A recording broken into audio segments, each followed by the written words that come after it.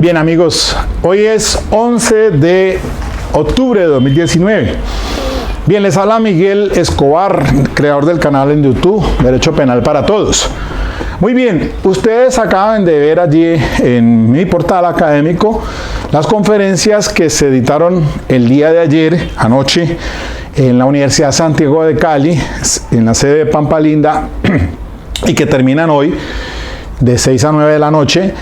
Allí las exposiciones que se hicieron por parte de los conferencistas, el doctor Raimundo Antonio Tello Benítez,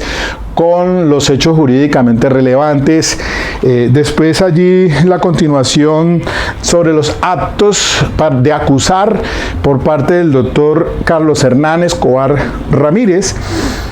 Luego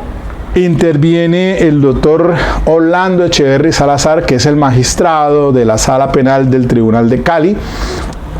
quien es el presidente del Colegio de Jueces. Y después también hay la intervención allí del doctor Cristian Cabezas Martínez con el tema de los actos de investigación de la defensa en este sistema adversarial, y termina el ciclo el doctor Cristian Alberto Serna Muriel con el tema de límite temporal de la detención preventiva. Pues esta parte académica me parece a mí trascendental, muy actualizada, y los expositores son personas bien calificados, son docentes, tienen pues experiencia en el tema, y puedo decir que realmente al día de hoy la Universidad Santiago de Cali siempre ha tenido esa posición y hace esta clase de ciclos académicos. Terminan hoy 3 expositores, como son 2 jueces de aquí de Cali, los doctores, viene el doctor José Hilario Núñez con el tema de la prueba de referencia y el derecho de confrontación. Le sigue después el doctor Julián Chica Díaz con el tema del principio de congruencia como garantía del derecho de defensa. Ahí va a hablar sobre la evolución jurisprudencial, y termina el doctor Einarco Morales con el tema de la inferencia razonable. Bueno, ahí espero entonces hoy grabarlos. Mañana, si me permite el tiempo, entonces los subo aquí en mi portal, porque lo hago es socializando, dándoles a ustedes a conocer esos temas que son actualizados. Miren, el doctor Raimundo Antonio es una persona pues que tiene una pues habilidad y tiene el sistema de experiencia, ha sido juez aquí del circuito, bueno, en fin, docente de las varias universidades de Cali, y él es una persona, un abogado calificado, el cual, miren ustedes cómo da con pelos y detalles allí de las sentencias de la Corte Suprema de Justicia. Tiene esa habilidad de recordarlas muy bien. Y voy a mirar es lo siguiente, porque es que me parece a mí que no puedo dejar pasar por alto. Y por eso ustedes allá aparece este título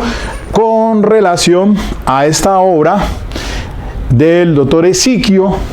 Manuel Sánchez Herrera, que no lo conozco, pero sé que es una autoridad, lo he escuchado, tengo referencias de él muy bien, y se trata el tema de este libro es la dogmática de la teoría del delito, evolución científica del sistema del delito, dentro de unas monografías de la Universidad Externado de Colombia. Pues hombre, es que viene traído aquí ahora con las exposiciones. Mire, es que ayer me llamó mucho la atención los 5 minuticos que interviene el doctor Orlando Echeverry Salazar, cuando dice pues que no debemos tener una camisa de fuerza en relación con la dogmática procesal.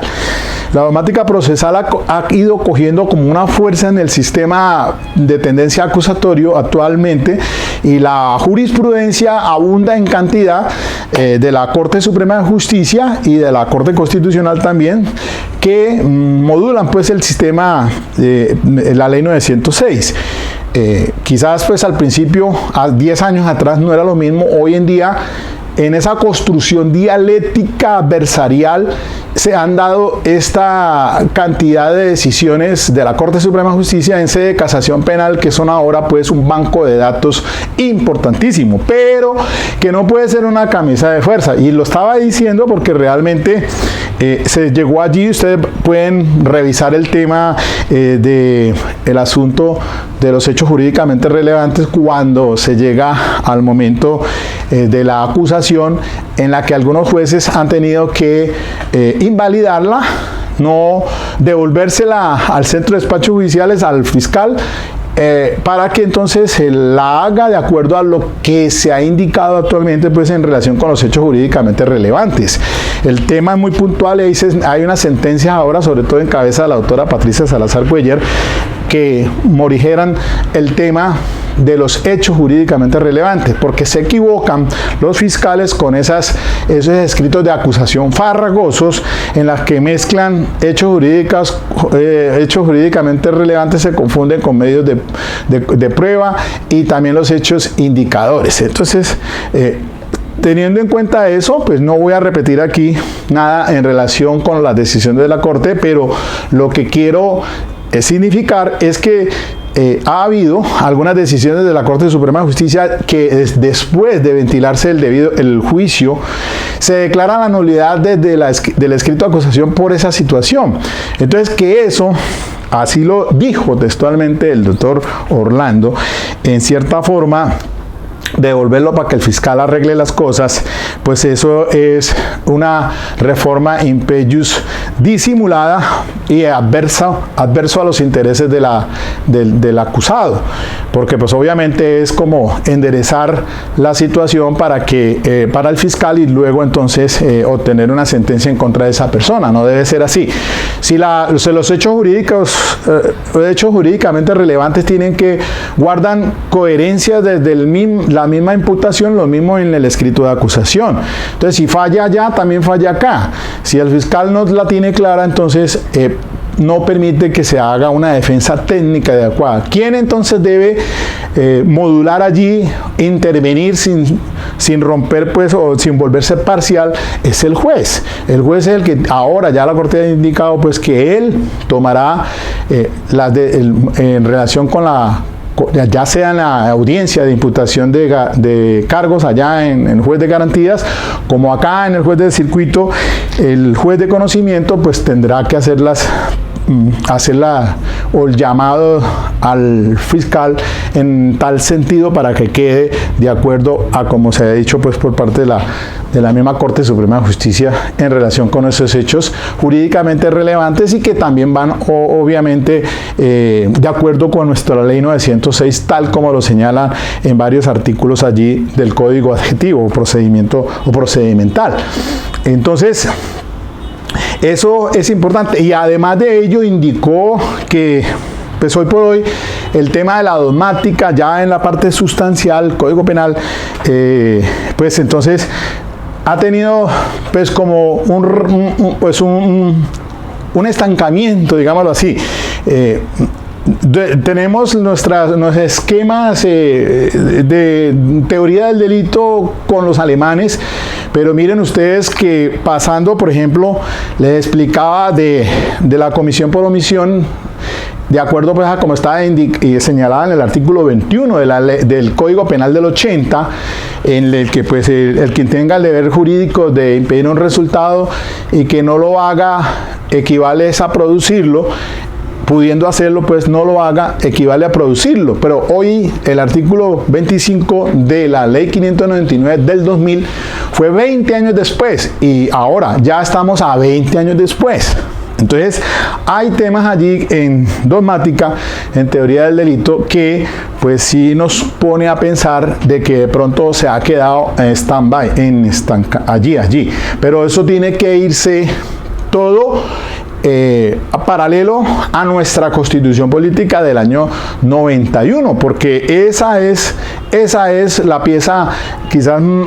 relevante, más importante para entonces hablar de una dogmática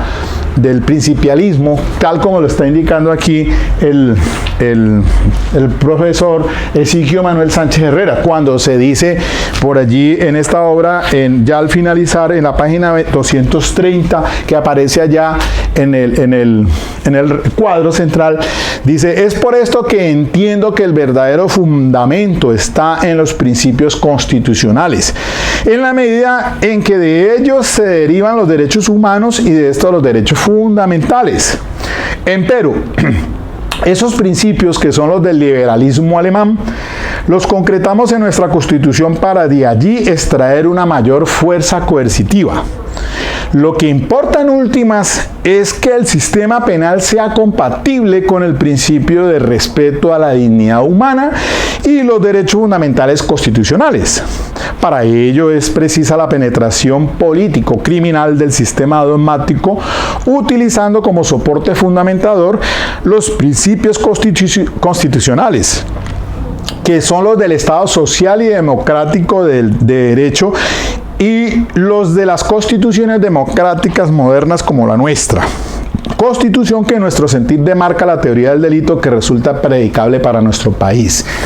Bueno, para no alargarlo, para no aburrirlos con la lectura, él dice, el Siquio, que en Colombia es él quien en la actualidad defiende con mayor ahínco la comprensión de un sistema penal en que se vincule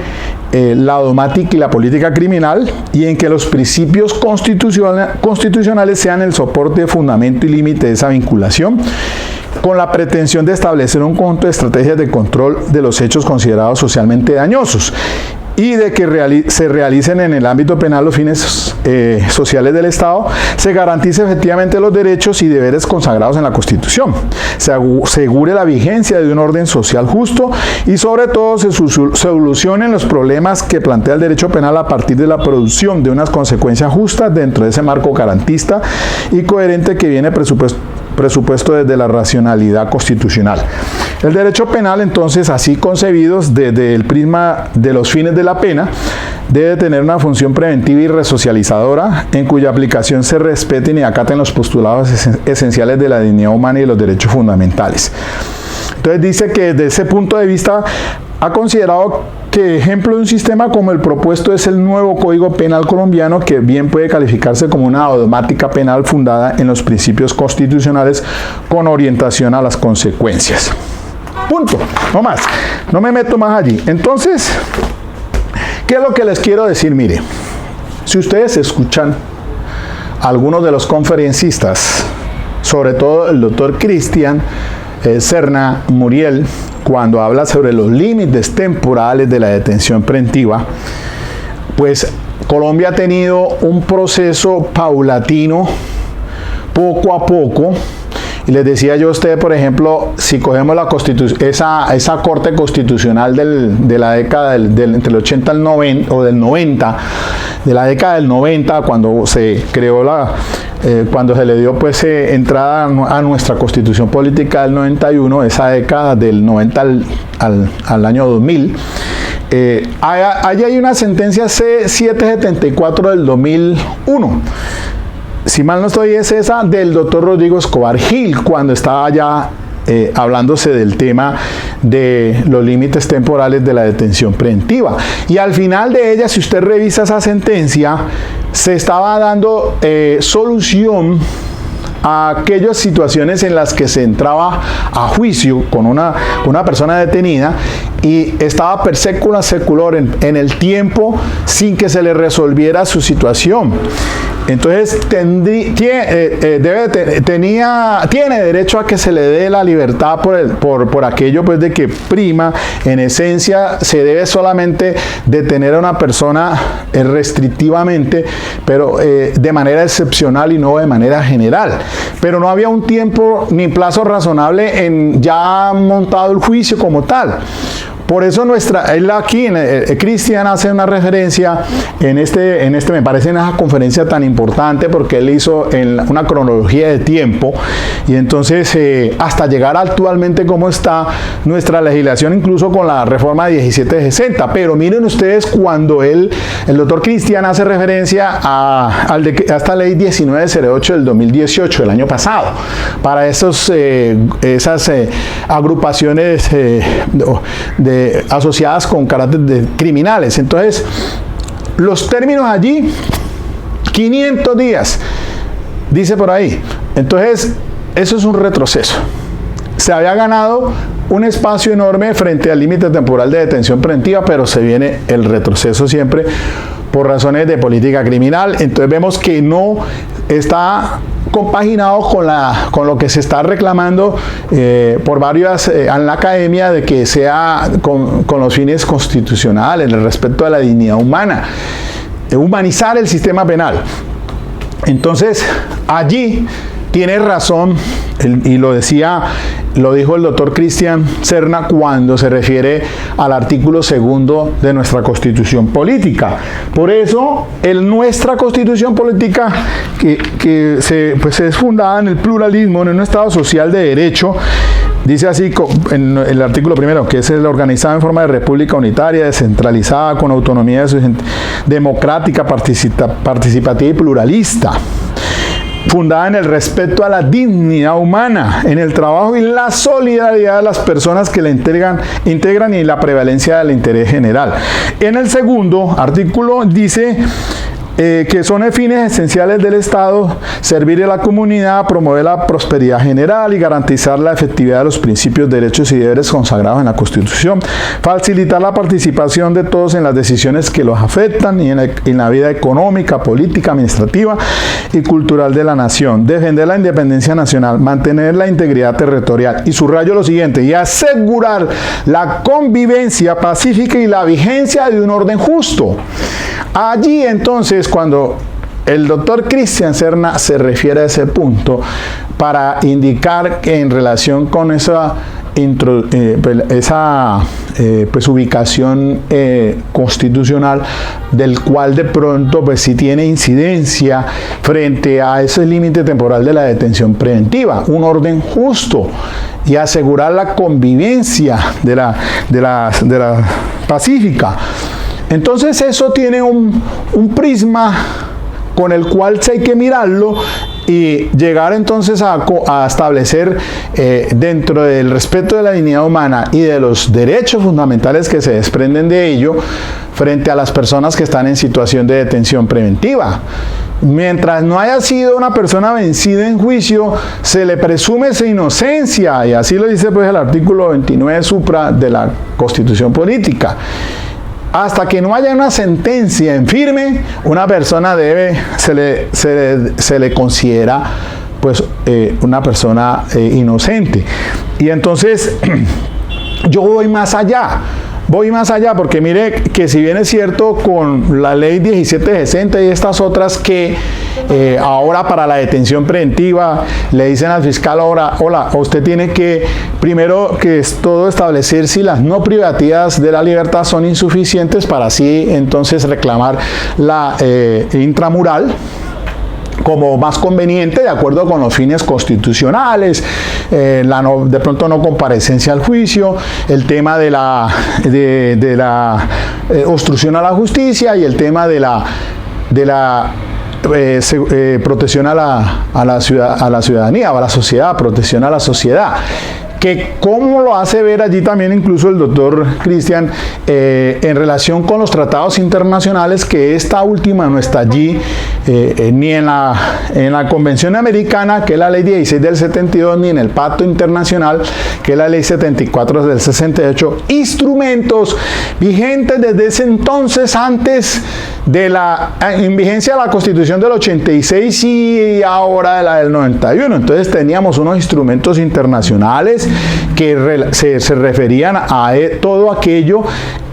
con las garantías judiciales, pero eso estaba así plano. Hoy en día, a estas alturas, ya la situación de los jueces de garantías pues la miran desde otra desde otro ángulo y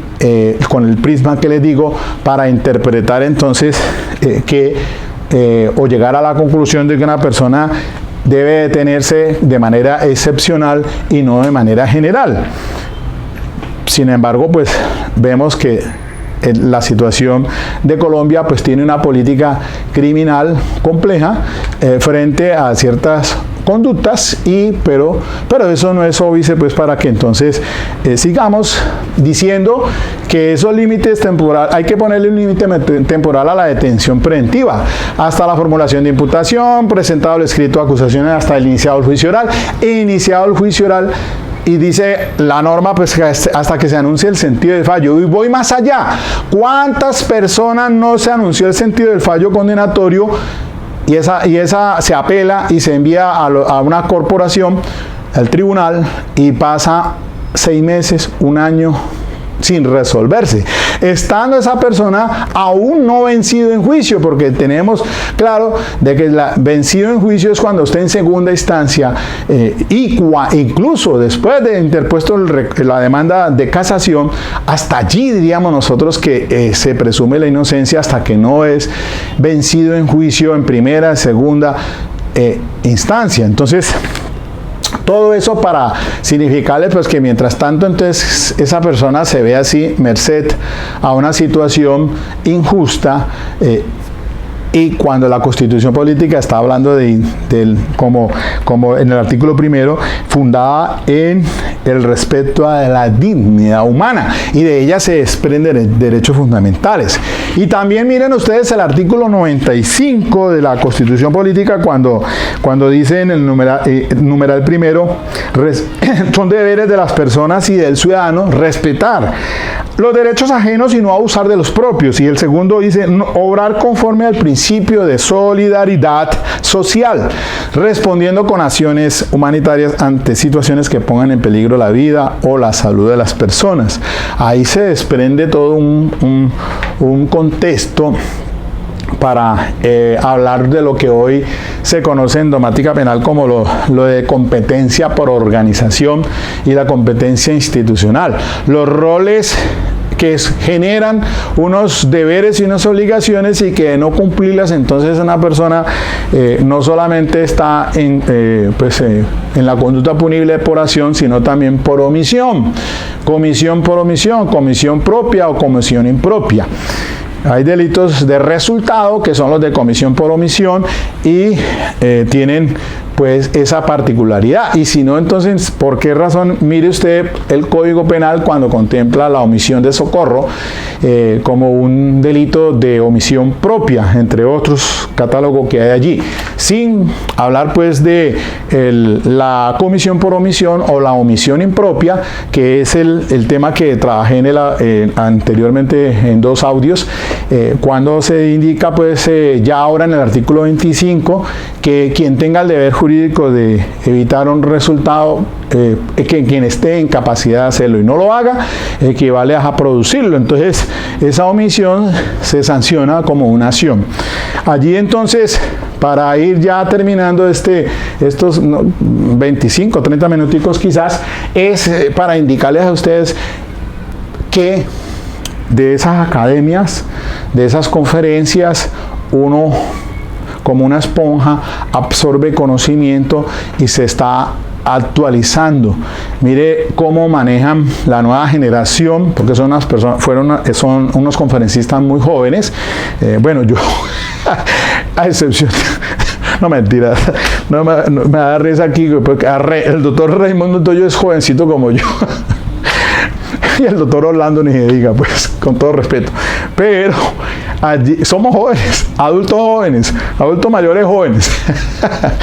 Pero la nueva generación ahora, está el doctor Cristian, los 2 Cristian, está el doctor Carlos Hernán, y de pronto pues los que están hoy son gente muy joven, pero que la tiene muy clara. Esa es la nueva generación, la que está haciendo eco, la que crea en la docencia, son capacitadores, formadores, y atrás seguramente irán muchos jóvenes también, muy inteligentes, que pues son el futuro, que necesitamos una nueva generación, respiremos diferente frente a todos estos temas, sobre todo en teoría del delito. Entonces por ahí le iba a comprar un texto cuando decía que es que como nos hemos metido tanto en esto del sistema penal acusatorio y las decisiones de la Corte ahora, y entonces que ya como que se estaba dejando a un lado la dogmática. Entonces por eso es que me dio por ahora coger, vean ese audio del doctor Orlando Echeverry cuando dice: no caigamos en esa camisa de fuerza de la dogmática procesal. Claro, pues hay que entender que las decisiones de la Corte Suprema de Justicia pues son de obligatorio cumplimiento, son de orientación a los jueces. 3 decisiones sobre una misma decisión hacen doctrina probable, y las decisiones de la Corte Suprema pues obviamente en ese escalafón son para tenerlas como referente, que si ya usted se quiere apartar, como el caso del caso de la jueza, de que está ahora por prevaricato,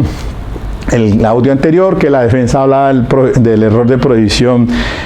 directo que había incurrido, y en fin, que indirecto. Bueno, ahí entonces si cualquier juez quiere objetar o una excepción de inconstitucionalidad, tiene y puede hacerlo, porque estamos como dice Orlando Echeverry allí, estamos en una construcción dialéctica del proceso. Y de pronto incluso hasta el neófito, como lo dice él allí, gente de la calle, que no digamos que nosotros que estamos metidos en el área penal, de todos podemos obtener una información importante para tomar una decisión en determinado momento. Al fin de cuentas, el sistema procesal es una construcción dialéctica de adversarios, el fiscal y la defensa y los intervinientes especiales, Ministerio Público y víctima. Entonces, todo el día al día y todas esas demandas de casación son las que han dado a estas alturas un banco de datos y de información, la cual sirve para entonces morigerar algunos aspectos que son importantes, como hablamos de la prueba de referencia, del principio de confrontación, principio de congruencia, todo de carácter probatorio. Pero ya en dogmática sustancial, ya cuando nos hablamos de la teoría del delito, y entonces cuando nos ubicamos en esto que les decía el artículo 32, numeral 10, numeral 11, para resolver el tema del error de tipo y el error de prohibición, incluso pues siguiendo la enseñanza, el libro de teoría del delito del maestro que les estaba pues citando a Gómez López, Jesús Orlando. Él, en cierta forma, qué bueno sería todo resolver el problema del error de tipo y el de prohibición por el artículo 10. Entonces, allí que pues fuera todo resuelto con esa teoría limitada del finalismo, de que si es invencible pues se anula el dolo, y que si es vencible entonces pues se juzga por el remanente que es culposo si está considerada como tal la conducta, porque entonces se nos presta a muchas confusiones cuando nos metemos en el tema del error de prohibición directo de que resuelve el numeral 11. Entonces eso complementándolo incluso ya con el principialismo, con la constitución política, con esa carta política pluralista que tenemos, un Estado social y democrático y pluralista de culturas, porque es que Colombia no solamente somos los mestizos, sino que también hay comunidades indígenas, hay comunidades afrodescendientes, en fin, hay muchas culturas, y entonces a la hora de cuando se dan estas problemáticas sociales, pues para resolver teoría del delito, pues hay que tener en cuenta todo eso, para entonces pues obviamente no resolver como homogéneamente algunas clases de conductas en que se incurren por estas comunidades. Entonces creo que en materia de irla en la academia, insistir en ella, trabajar en ella, y que se abran estos espacios académicos como lo que ha hecho la Universidad Santiago de Cali, de la cual pues yo soy egresado de esta universidad y además especialista en Derecho Penal, y que tuve por hace mucho rato cuando estaban comenzando la maestría en Criminología, que era lo que había antes de las especializaciones. Y me encuentro ahora con una universidad pues de puertas abiertas, y gracias, con una universidad pues que se ha abierto en la comunidad y que tiene peso. Entonces, bien por ello, y yo saco pues por mi universidad, obviamente, siendo santiaguino, y sé que hay muchos profesionales que han terminado carrera en la misma universidad, y hay otros que no, pero ahí también participan, porque esta universidad pues permite que es un espacio de libre pensamiento, o libre pensador que somos, o yo por lo menos libre pensador, respetar las ideas, esto que es una construcción dialéctica, como lo dijo Orlando Echeverry, el proceso como tal. Entonces hay que permitir también, dentro de la lógica de las cosas, pues se van dando soluciones, no en una camisa de fuerza, una dogmática procesal de camisa de fuerza, no. La dogmática sustancial, pues sí, porque esa tenemos que sujetarnos, obviamente, en teoría del delito, para resolver las problemáticas de la conducta punible. Pero bueno, ya finalmente dejo aquí entonces. Por la noche pues se continúa con estas capacitaciones allá, o con estas conferencias, y espero que mañana pueda socializárselas. Ahí les dejo a ustedes, hombre, véanlas, escúchenlas, tomen datos. Hay rica jurisprudencia que cita al doctor Raimundo, que cita a Cristian Serna sobre esos temas, el uno sobre hechos jurídicamente relevantes y el doctor Cristian Serna sobre la cuestión del límite temporal de la detención preventiva. Y los demás, obviamente, también muy importantes, para que ustedes las examinen, las estudien. Ahí se las dejo. Ok. Bueno, pues, buen fin de semana, creo.